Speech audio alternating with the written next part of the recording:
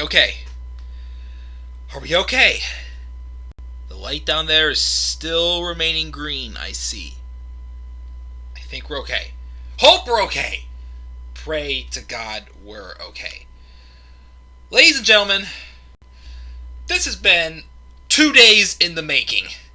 This live stream of AEW Dynamite. What was the whole point behind this? The power of getting to celebrate 30 years of Jericho? Just to be able to get one efficient, simple live stream done! Guys, before we get into this review, I'm going to rant. Not about AEW. Story time with the man. To tell you guys a story of my night last night. This is the story of my night last night, October 8th, 2020. So, I had plans last night to video chat with a girl that I'm beginning to know. So, I said, well, first, can I do one of my live streams? She said, sure, go right for it.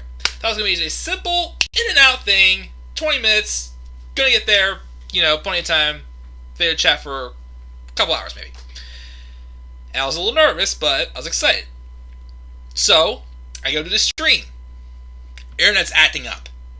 Wasn't allowing me to load. Wasn't allowing me to, get online or anything like that. Wasn't allowing me at all. It was getting crazy. I even got to hit live 3 times. 3 times. And all 3 times, the connection was so poor, it was blinking yellow and red on the stream thing down here at the bottom that I can see on my page in OBS. How many times?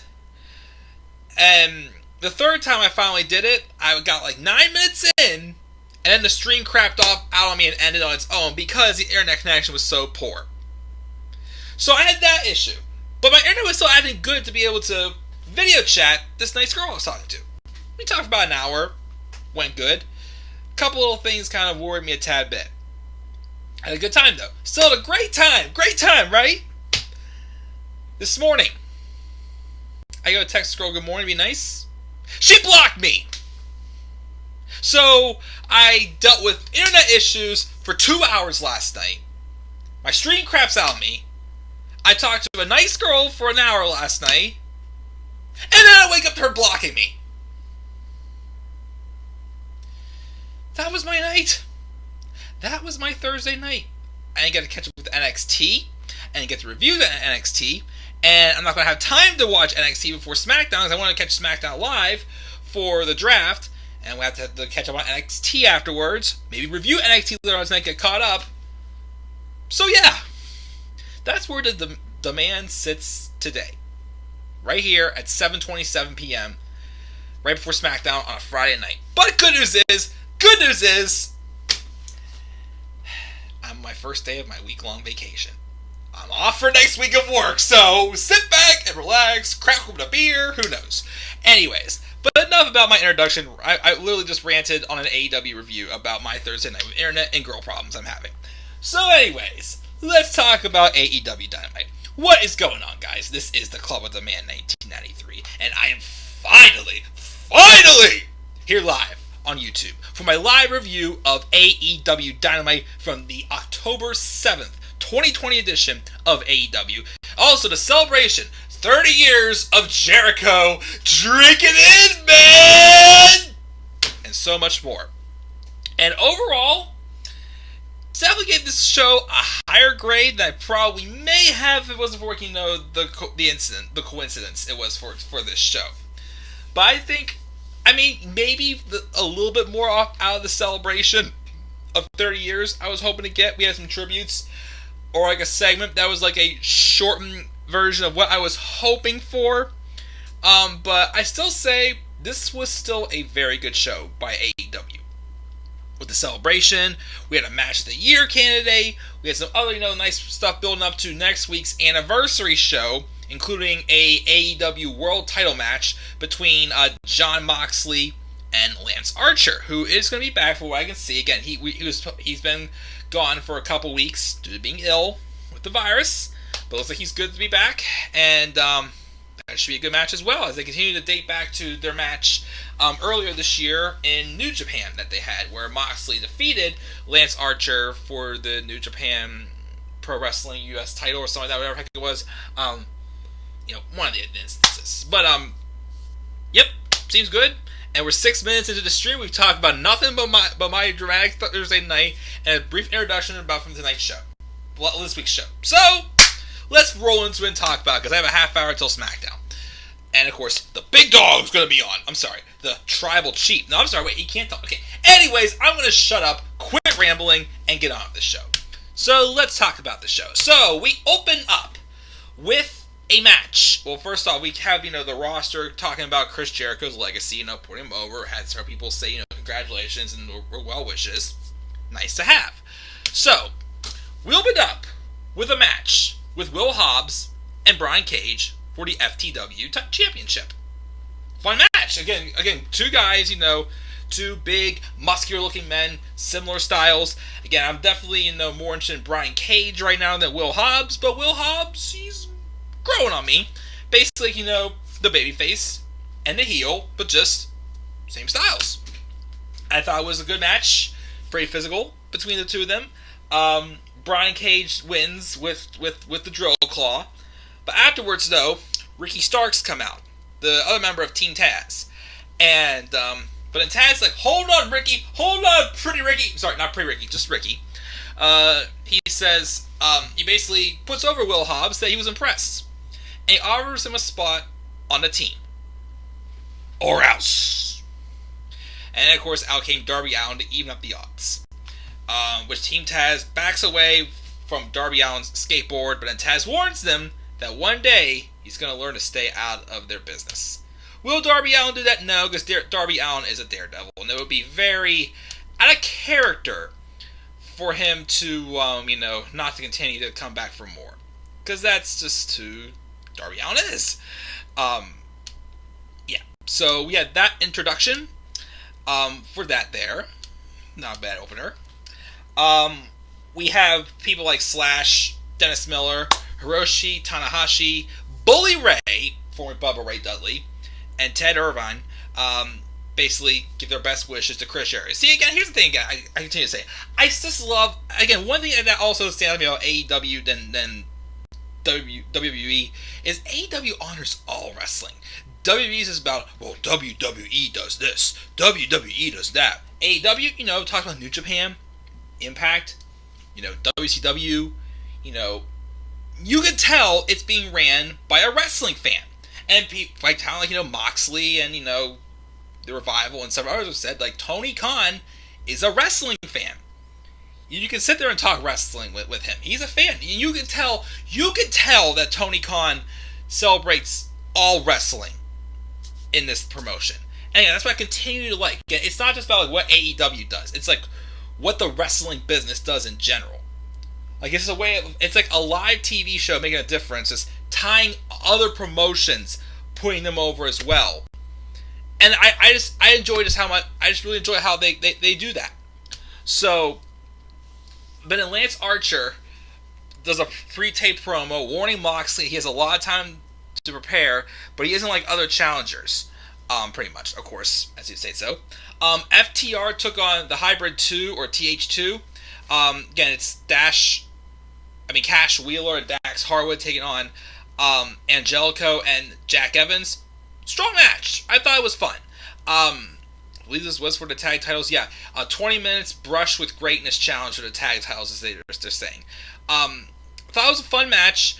Jack Evans and Angelico looked pretty good. It was a fun team. I thought at first, because, I still try to watch NXT UK on an occasion, which I will do like a little review of what's happened since they coming back. Like I said, I'm not going to review NXT UK every, weekly religiously, but again, I still, it's a show that still has talent on there that interests me, that, I'll watch and I'll do a group review of what's been happening on the show lately, but I'm definitely going to try to do another one there. But I thought at first, they were the tag team Pretty Deadly. Like the name of the tag team, and I forgot what the name, Max Stoker name is, whatever the other guy's name is, in NXT UK team pretty deadly. I thought at first Jack Evans and Angelico were pretty deadly. That's, how out of touch I am a little bit on some, indies wrestlers and such. But yeah, so I thought they were pretty deadly. But I thought they looked pretty good in this match. FTR, of course, gets the win with a suplex and splash. But afterwards, we see the Young Bucks backstage super kick a cameraman. And they're just like, oh, another fine. Whatever. Because they got all the cash in the world. Cashing in on Cash Wheeler. Just kidding. Again, please do that match at Full Gear. Please. Please. Please. Please. Please. I want to see that match so bad. Just like a few other matches. But now, one I will give my good friend Rob One Kenobi credit for.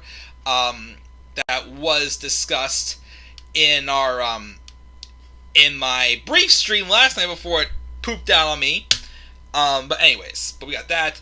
But Best Friends also came out, mocked the champs, called them weenies of the Tron. It was a little weird. But they're gonna get their tag title shot next week. So cool, we got that. Then we have MJF. Talks about meeting Chris Jericho for the first time and getting advice from him. We also give celebrity tributes from Shaquille O'Neal, Gene Simmons, Don Callis, Lars Ulrich, and it's DDP, Diamond Dallas Page. We then have some hype and getting ready for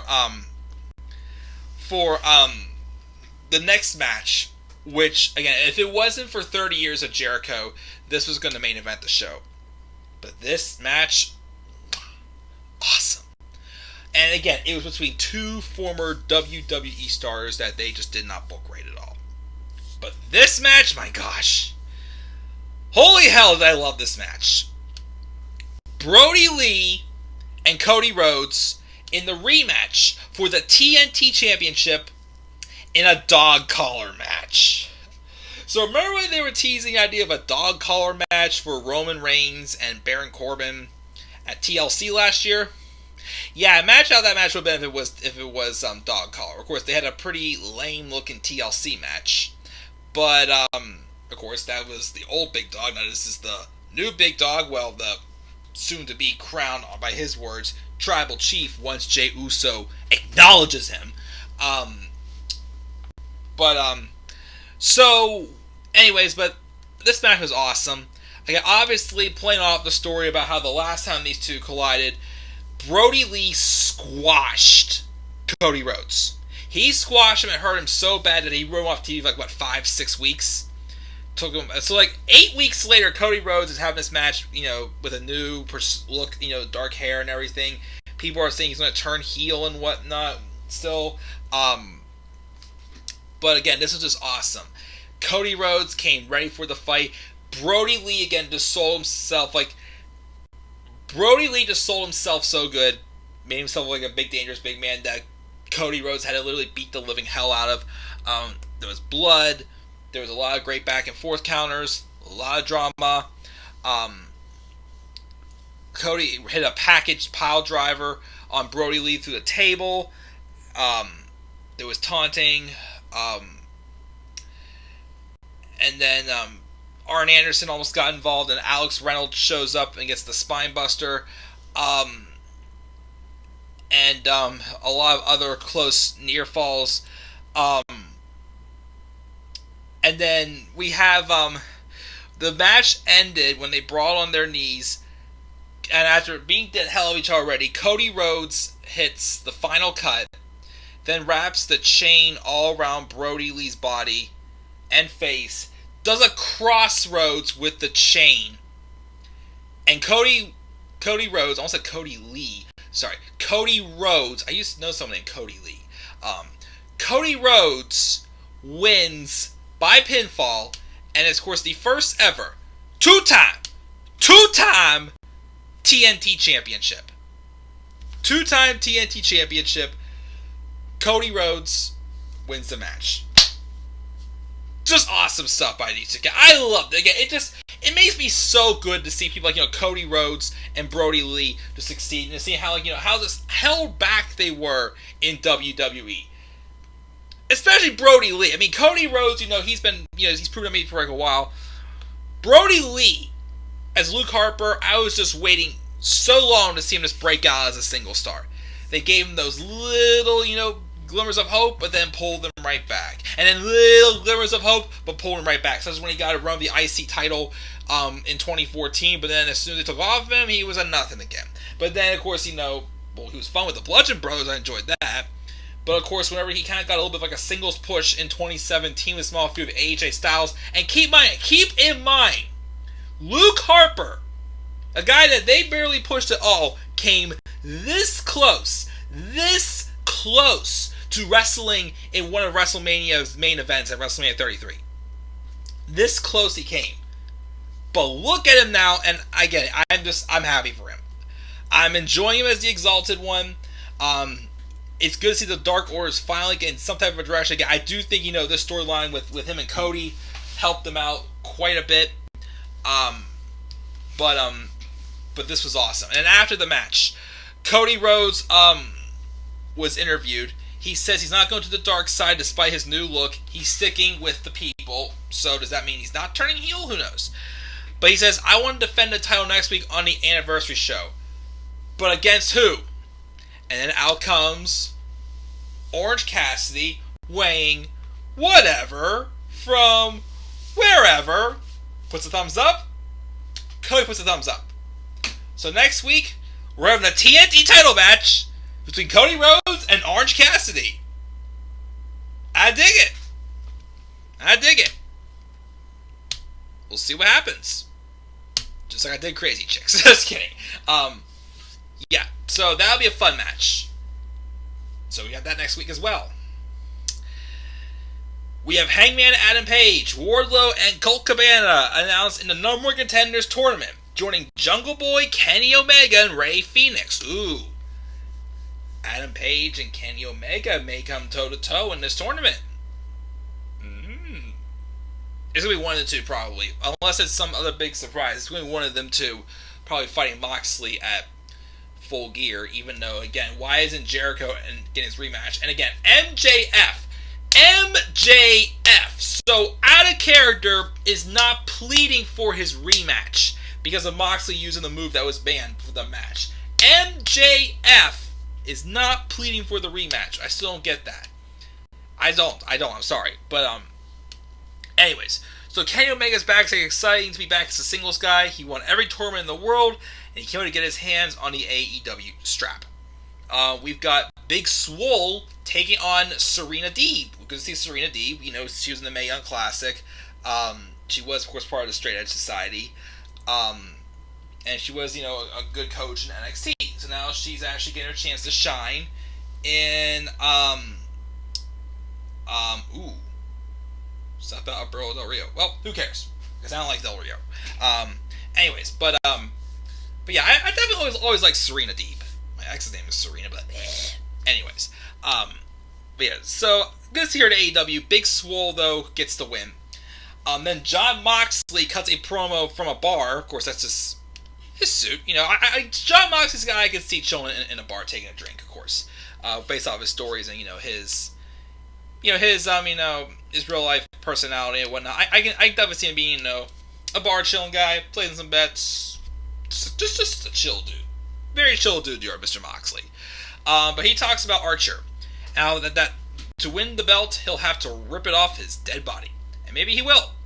It's like Lance says, everybody dies. And then we see Archer, Kevin Smith, Eli Roth, Steel Panther, Ultimo Dragon, Paul Stanley, Gabriel Iglesias, and Chavo Guerrero Jr. as the next batch of guys to wish Chris Jericho a happy anniversary. And in the main event, Jericho and Hager beat Luther and Serpentico of Chaos Theory. Match was what it was. They win, but afterwards, you see, we kind of got like a taste of what I was hoping for. I was hoping for like a Festival of Friendship caliber segment with Chris Jericho and MJF. I feel like we kinda got that, but not as much as I had hoped for. But it was still good. It's continuing to tease, though. Just tease something. And again, I give Robbie One Kenobi a shout because, again, I do like the idea he had. So, after the match, Jericho gets on the microphone, talking about his 30 years in the business. Kind of breaking character a little bit, not being a heel for a second, thanking the fans and everything and whatnot. But out comes MJF. He says he's not here to steal the GOAT's spotlight. He just wants to be part of the celebration. He brings out Clownico the Clown as proof. And next week he's going to make a career-defining announcement, and he wants Jericho to be there for it. Wonder what's it going to be. He also says that Clownico has a gift for Jericho. Jericho opens up thinking, "Oh, don't tell me it's gonna be Chris and MJ, it's Chris and Max, similar to that picture of Chris and Jericho and Owens that literally for a day or two was on WWE Shop for like $9.99 or something like that. But instead, it's just a random picture of MJ putting his arms up, and Jericho's like, "Oh, this is awesome." And then he smashes it over the Clown's head, hits him with the Judas effect. Him and MJF look at each other, and they look like they're about to come to blows with each other. But then, of course, they start busting out laughter, acting like they're all cool with each other and whatnot. All the heels come to the ring, and then there's the bubbly celebration. And then, of course, all the credits roll, and everything says Chris Jericho. So, they're teasing that match with Chris Jericho and MJF, which is going to be awesome. I think it's going to be great. Honestly, though, again, I liked Robbie's idea he pitched last night in my stream that crapped out. I'd wait on this match. I'd drag this match out a little bit longer until, I don't know, till Revolution. Like, wait till Revolution to do this match. Because I just feel like, Jericho and MJF, you can't just have them turn on each other like that. I agree. I think, a feud like this, with the personalities they have, you gotta keep the buddies a little bit longer. They've teased them, but they've not, actually done, a true alliance. Keep them together a little bit longer, I would say. And then do the blow at Revolution. I think that would create a much, even more interesting dynamic. If you just rush it, it's going to be like, well, you could have done so much of them just to being buddies and whatnot. I just see it more long term. But, I hope they kind of do that. But whatever this career-defining announcement is from MJF, maybe he'll join the Inner Circle. Who knows? But, we'll have to wait and see. So yeah, guys, nobody in the live chat, but it's okay. But that's my thoughts on AEW Dynamite. I got through the stream. I guess my internet's working fine, so we have about 10 minutes until SmackDown, so I will watch SmackDown. I will catch up on NXT as well. And maybe if SmackDown's bore me that much, which certain parts probably won't, maybe I'll watch them both at the same time. Who the heck knows? But I'll try to come up here. If I do, it's going to be around midnight, probably, to review NXT, to catch up there, since, once again, my internet just sucked last night. And, of course, women as well. But, it's all good and dandy. But as far as, what grade I would give the show, so we see here 6 votes on my AEW poll this week. 66.7% said A, 16.7% said B, nobody said C. One person said for 16.7% said D or lower. Who are you? Just kidding, you have your own opinions. I gave this show an A-. Did its job, hyped up well for an anniversary show, match of the year candidate with Cody Rhodes and Brody Lee, and of course, the 30-year celebration of Chris Jericho. Drink it in, man! You know what I gotta do also? I gotta pull out the list. I haven't used the list in a while, and I'm sure there's a ton of people that need to be on the list. So there's that girl I talked to last night, but, what can I do? So that's going to do it, guys. What are your thoughts on AEW Dynamite? Leave your thoughts down in the comment section below. Slap a like on the video. Subscribe and comment on my channel. Follow me on Twitter at DemandAirBunny3. A- again for AEW Dynamite. Fun show. So now let's see what WWE does with SmackDown the Draft. And also, of course, I will watch the Fallout show of NXT from TakeOver 31. And like I said, guys, I'm going to be on vacation this coming week. I'm off this coming week, whole week from work, so I might do some more stuff, when I'm not out, meeting up with people and such, just enjoying my time off. So, we'll see. So, yeah, so chill week coming up. I also want to get my Hell in a Cell card predictions on as well, so we'll see where that goes from there. So, guys, until then, glad I finally catch up with this. I am checking out, guys. Have a great night. Enjoy the WWE Draft on SmackDown tonight. Hopefully it is good. And I will catch you all later. So, guys, see you guys in a few hours, probably. Peace out, everybody.